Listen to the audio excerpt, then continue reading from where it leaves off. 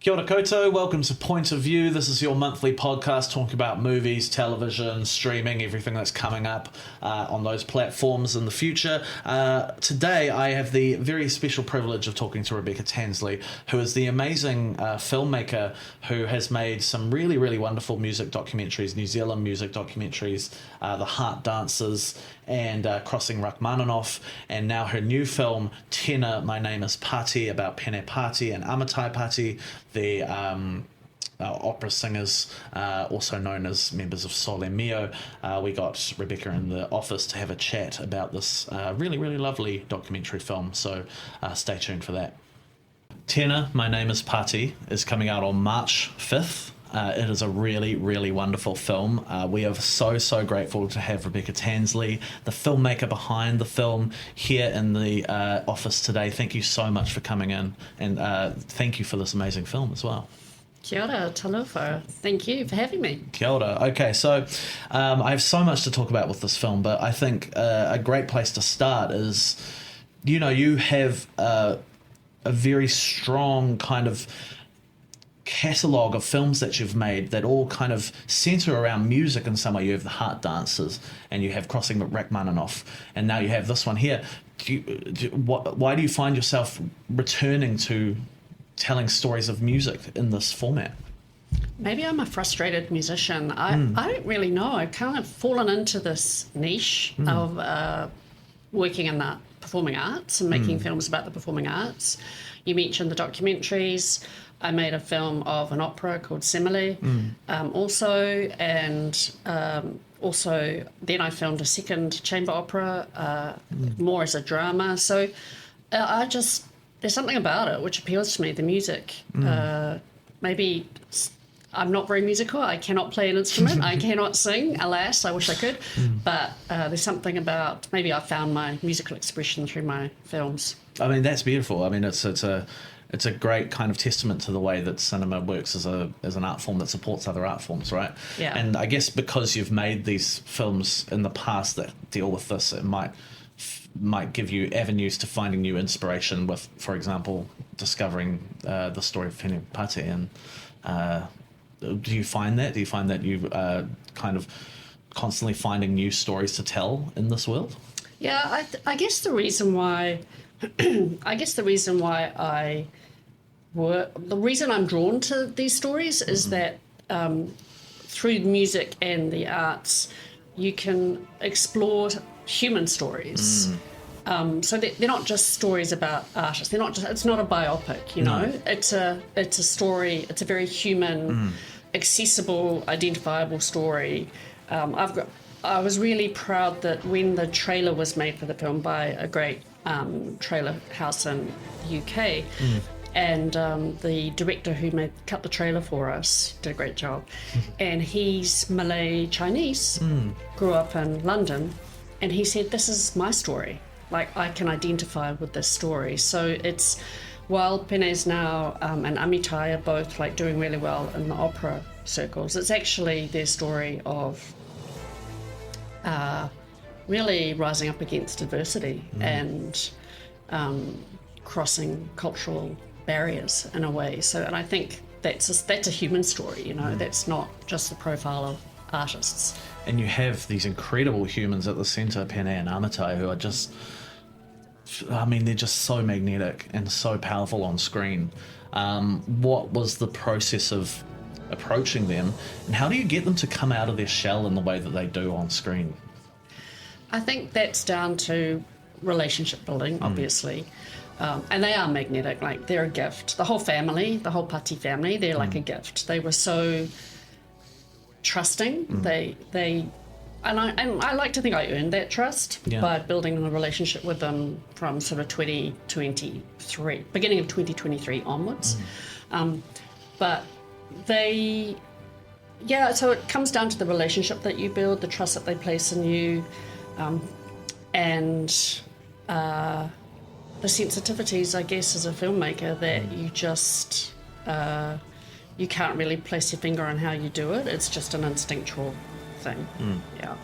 I mean, I'm always interested when I'm talking to people who make documentaries, how the notion of a narrative emerges, like where you find, because especially in this film, there's a very clear arc, and it builds to this incredibly emotional third act, which I won't give away.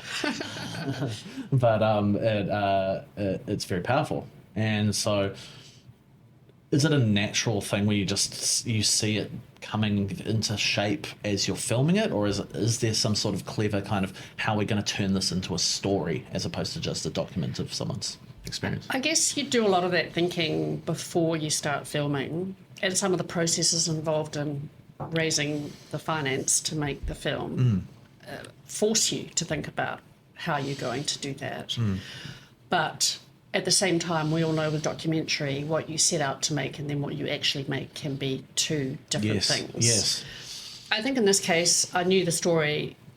I set out to tell the story of how Pene Pati went from Samoa to like the Royal Opera House, Covent Garden, and the Metropolitan Opera. So that's quite a clear journey, if you like, to use that somewhat hackneyed term in film.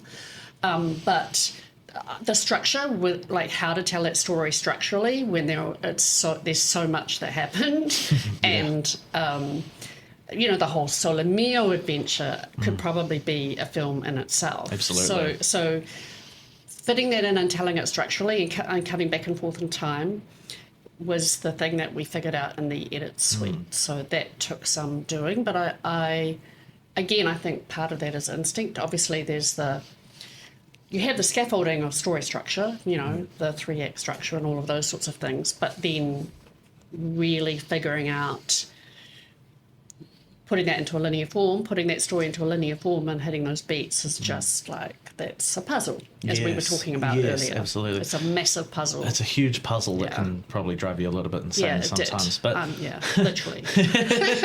Absolutely. I Ask the editor. I can understand. When we were editing, I was asked this question in Santa Barbara because I was just at the Santa Barbara International Film Festival. Congratulations, by the way. Thank you.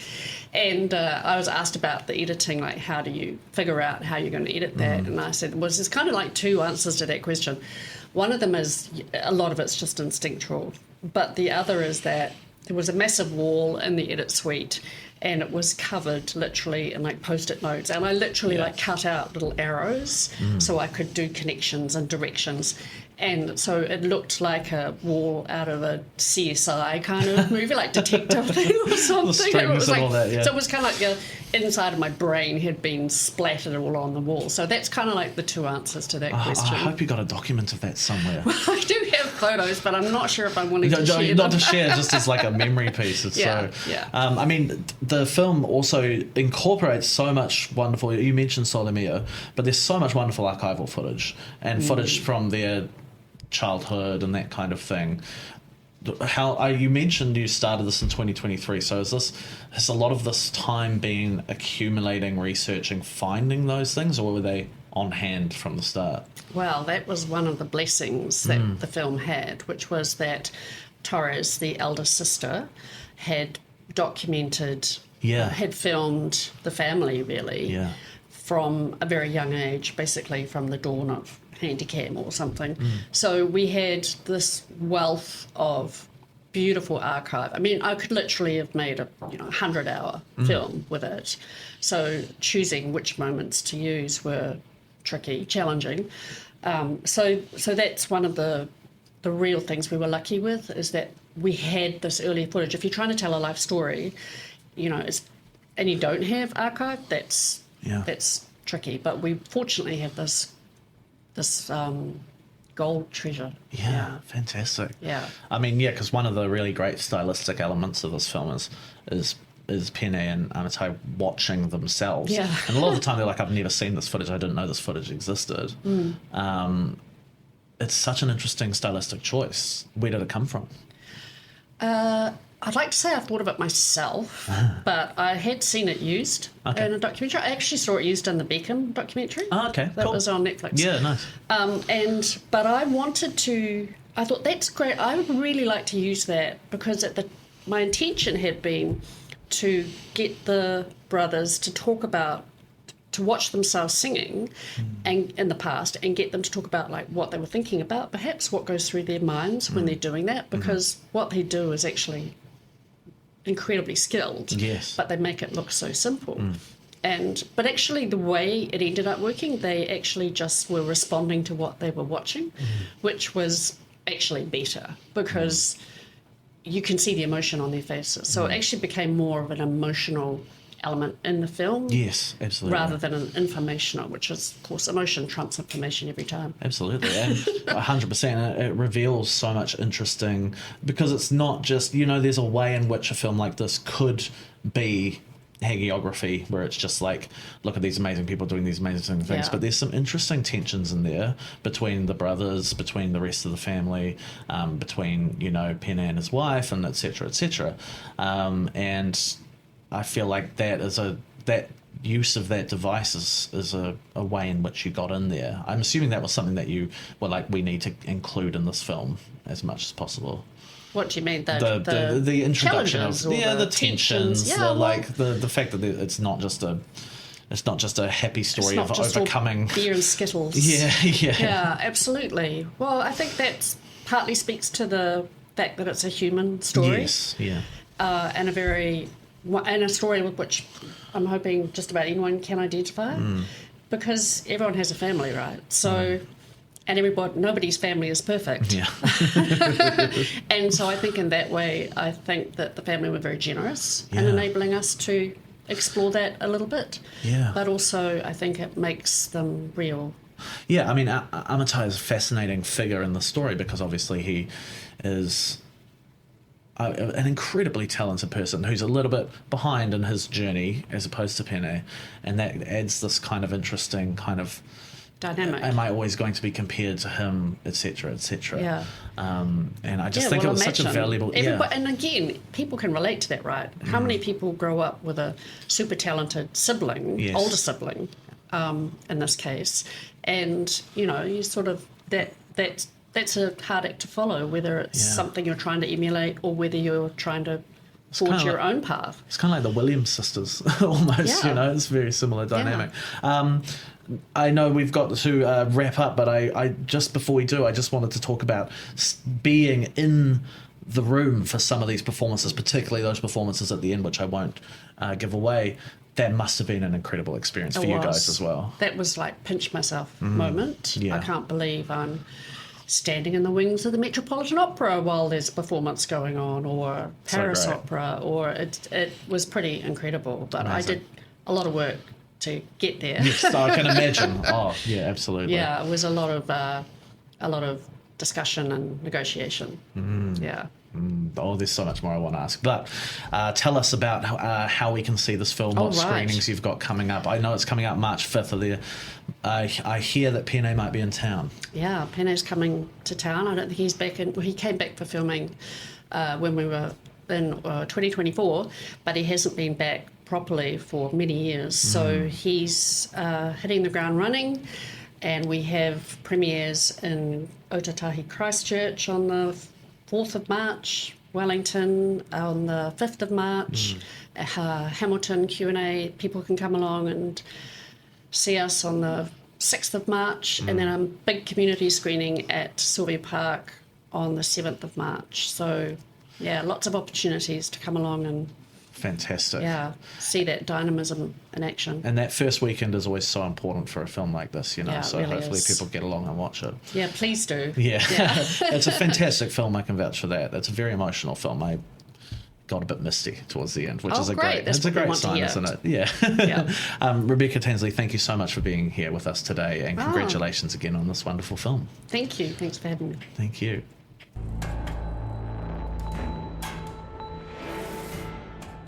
So April is generally thought of as a bit of a downtime in the world of cinema, between the kind of awards season, Christmas movie rush, and the summer season where all the big blockbusters come out. So nevertheless, there are some interesting titles approaching, and some less interesting titles as well. So we're going to go over those now. So here are the ones that I think we should look out for. To start with, right at the beginning of the month, we have The Drama. The Drama stars Robert Pattinson and Zendaya. It's directed by Christopher Borgley, who's quite quite an interesting filmmaker. He made a bunch of really, really interesting films, including Sick of Myself, which is quite underrated, worth seeking out. Now, this one is about a marital couple in the preparations for their wedding. Something comes out about one of them that causes a whole lot of drama. What that is, we don't exactly know. The trailers have been keeping it very close to their chest. It looks quite funny, it looks quite tense. It will be interesting to see what it actually ends up being, but we can expect something that's kind of in that Yorgos Lanthimos sort of territory. Now, another one that's shrouded with a lot of mystery is a film called I, Objects. Now, this one is coming out in cinemas in April, mid-April, and it's a science fiction movie, but we don't know a huge amount about it. A trailer has not been released, as far as I know, and it is a New Zealand film. It's a film that comes to us from Andrew Niccol, the great director of Gattaca and many other films, and it stars Carl Urban and Anna Faris. So it's got a great cast, great director. There's not a huge amount known about it, but because of the pedigree involved, and it's a New Zealand film, I think it's worth seeking out. Now, the next one I've got here is a film called Lee Cronin's The Mummy. So that includes the name Lee Cronin in the title. Now, The Mummy is one of those universal monsters that maybe has lost a lot of its edge. It's not an especially scary idea to the movie-going public, or at least that was the idea, but the trailers that have been released for this are very scary. And it sells something that seems quite interesting and frightening. Can they genuinely give us something new within that mummy lore? We will see. But the trailers are very, very promising, so we will see. Now, the next one we've got here is a film called Exit 8. Exit 8 actually showed at the New Zealand International Film Festival last year. It's finally arriving on our screens this year. This one is based on a cult video game. It's quite a good film. It's spooky. It's not jump out of your seat scary, but it's involving. It's about a guy who gets stuck in a kind of purgatorial zone called Exit 8, where he has to try and figure out everything that's different or uncanny about the space that he's in before he can ascend to the next level. And there's 8 levels until he can get out.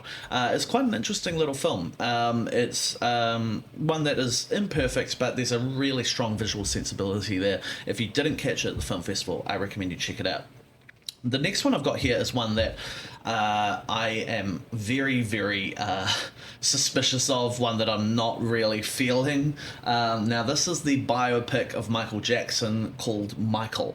It's directed by Fuqua, the director of a whole bunch of action movies, Antoine Fuqua, and a whole bunch of other kind of American films. He can be a good director. He did the Equalizer films, which I thought were pretty decent. But the trailer for this, it is pretty grim. It is telling the first part of Michael Jackson's life, the rise to stardom, the interactions with his father and that kind of thing.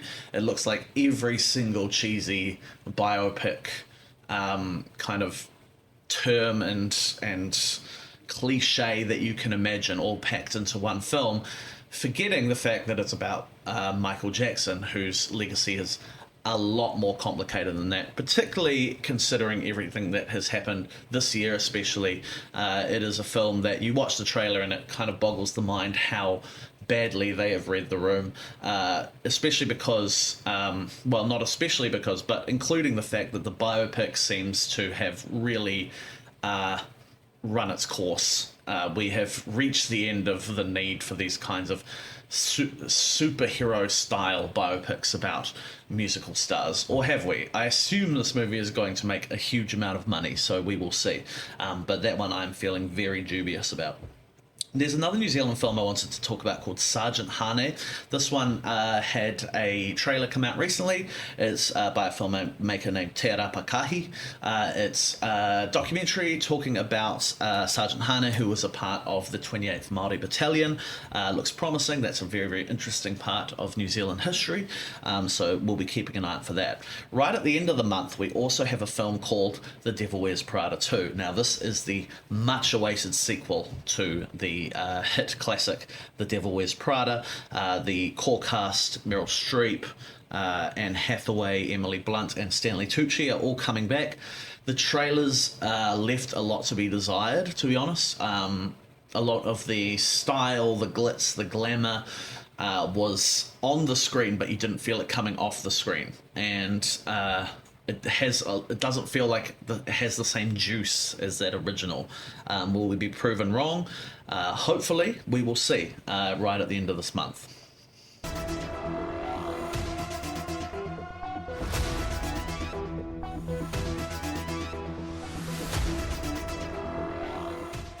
The month of April is quite an interesting month for streaming. There is going to be a whole bunch of really big blockbuster shows making their return or arriving to us at last after a kind of long wait.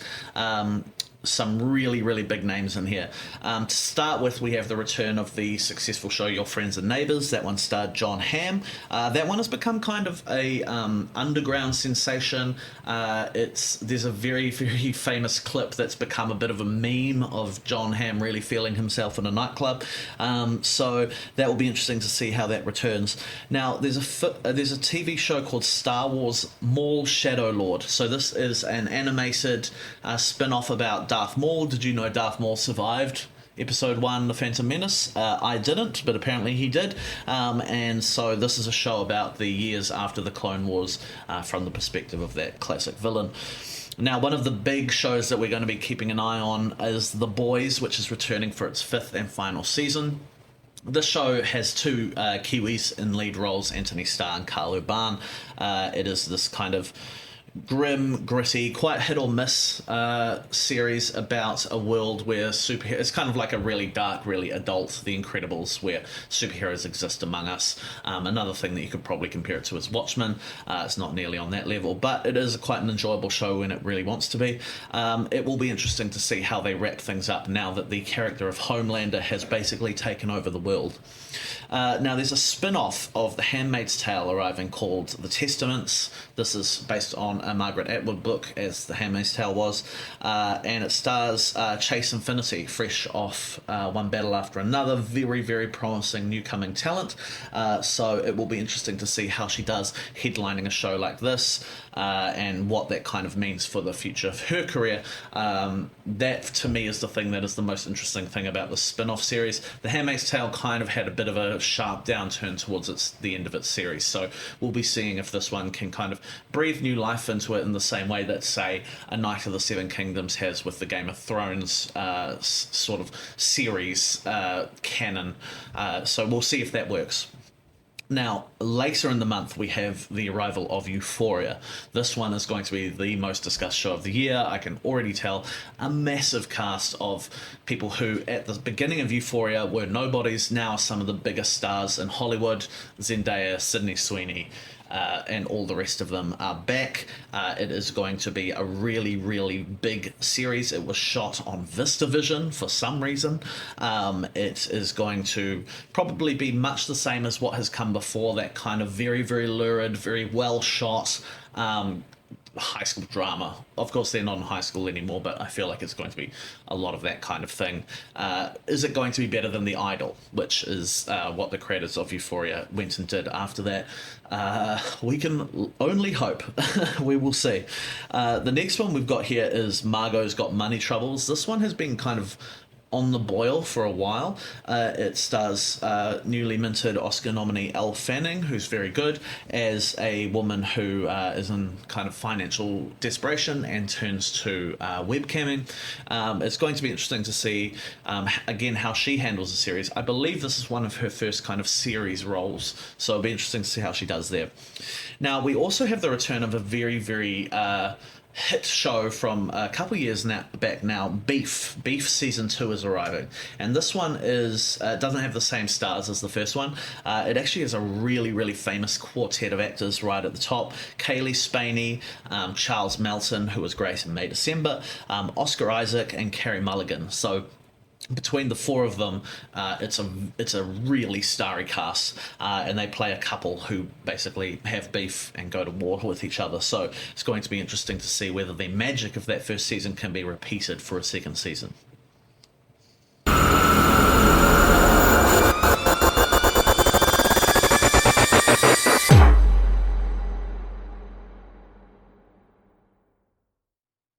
Now, 22nd of March was the premiere of Rialto Channel's new show, Trespassers. I'm a little bit obsessed with this show. Gillian Anderson is part of a really, really great cast. This is an Irish drama set during the Troubles. It's extremely addictive. There's some interesting family drama. There's some interesting kind of social elements that have been brought into it. Socio-historical elements. It's a very, very addictive show. One that I highly recommend that you check out while it is still playing over the month of April.